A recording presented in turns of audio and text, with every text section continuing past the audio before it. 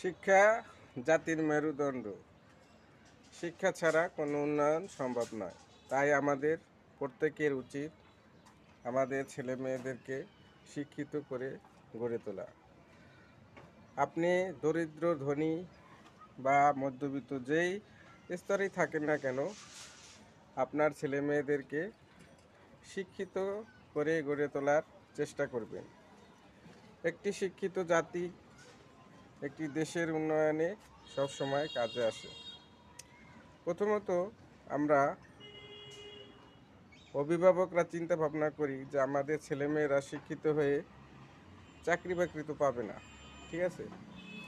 আসলে কি শিক্ষা শুধু চাকরির জন্যই করা হয়? একজন মানুষ শিক্ষিত বিভিন্ন কারণে হতে পারে।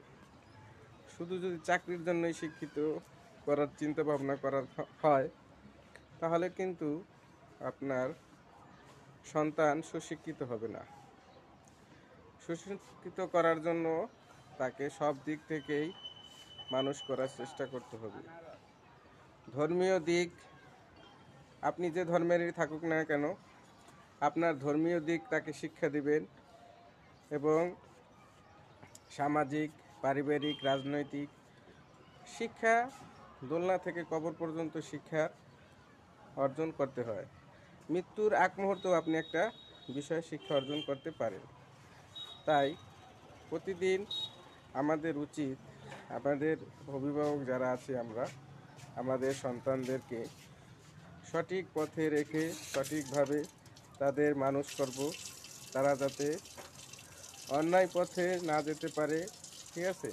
তারা যাতে অন্যায় কাজে জড়িত না হয়, এটা সব সময় সব অভিভাবকের খেয়াল রাখা উচিত, ঠিক আছে। মানুষ একদিনে যেমন ভালো হয় না, তেমনি একদিনেও খারাপ হয় না।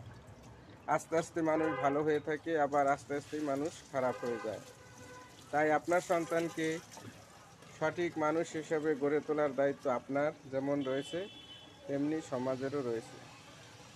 সমাজের প্রতিটি স্তরে মানুষের সাথে মানুষের সম্পর্ক সুদৃঢ় করার জন্য নিয়মিতভাবে তাদের জ্ঞানের পথে, সুশিক্ষিত করার পথে চেষ্টা করে যেতে হবে।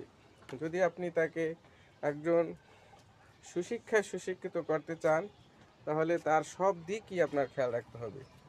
শুধু পড়াশোনা নয়, তার সামাজিক মূল্যবোধ, তার পারিবারিক মূল্যবোধ, তার শিক্ষকদের প্রতি